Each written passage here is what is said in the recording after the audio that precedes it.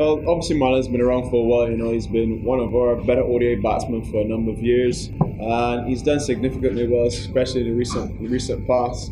And he's obviously got a wealth of experience. No doubt he's been, trying to get most of the youngsters on board as to what is required to be successful at the international level.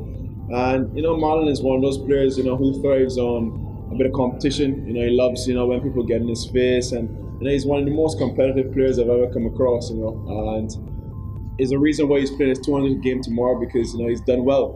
He's been around for so long, and basically carried West Indies batting with likes of people like Chris Gill as well, who's not here. But obviously Marlon has that experience, and hopefully he can pass it on and as much knowledge as possible to the younger players. I think consistency is one of the things that we really need to look at, particularly in our batting. We haven't really been able to get consistent scores in excess of 300. I think 300 is pretty much a par score and a benchmark in ODI cricket of late. And no doubt here the conditions in India always dictate a run fest, where you've got some really good pitches, some small outfields, some fast outfields, and a lot of times you've got to be able to set your benchmark at 300, maybe 320.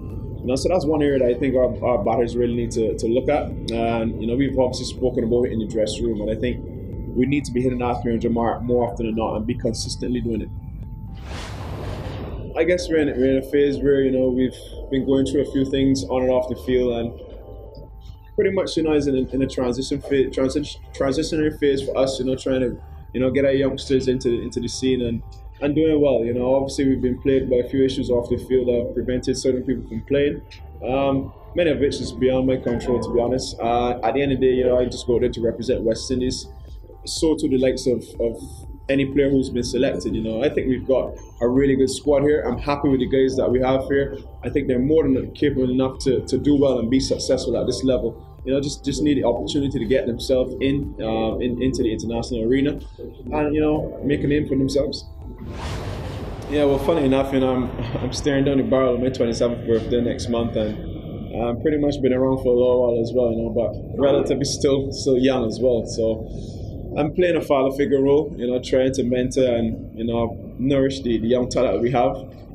It's enjoyable for me, man. I like things like this. I think it's a challenge. I love challenges, and the talent that we have in the Caribbean is something that really excites me. You see people like the young Fabian Alleynes who's come into this team. Obed McCoy, he's done really well for us in domestic cricket. So, we've got a talent there, and there's no doubt that we just need to harness the talent in the right direction and get the best out of these players. I think this is the future for West Indies cricket. Obviously, as anybody coming into international cricket, there's a bit of nerves, there's a bit of pressure just trying to solidify yourself into the side. So, hopefully those guys, can put that aside and, channel the nervous energy in the right direction. Yeah, definitely. I would say he's added a lot.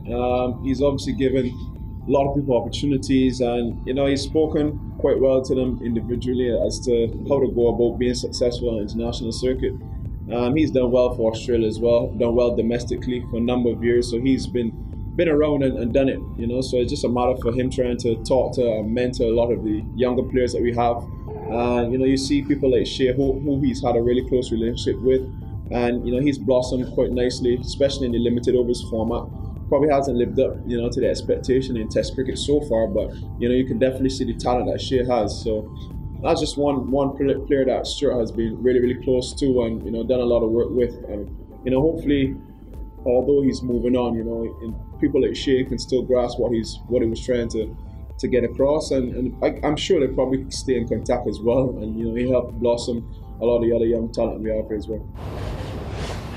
For me, it's just another game. Obviously, the format is different, and the preparation maybe tinkered slightly. Obviously, you've got to get your variations in. Landing your Yorkers, which is obviously key in this format. And then when you're batting, power comes in a lot more as well. So you tend to go on the side at one stage in your preparation and try to get the ball out of the park. But having said that, you've got to play the situations, you've got to play scenarios, and maybe that's where we fell down in the recent past, not being able to get through certain situations as well as we would like. But at the end of the day, it's another opportunity for players to put themselves in that scenario, especially leading up to the World Cup as well, and trying to get the best out of themselves in the particular scenario, and giving them some confidence moving forward. This team, as I said, is a really young team, and a lot of new faces as well. So it's a matter for us, just to hit the ground running, understand what it takes to be successful here at this level, and look to solidify themselves into the squad.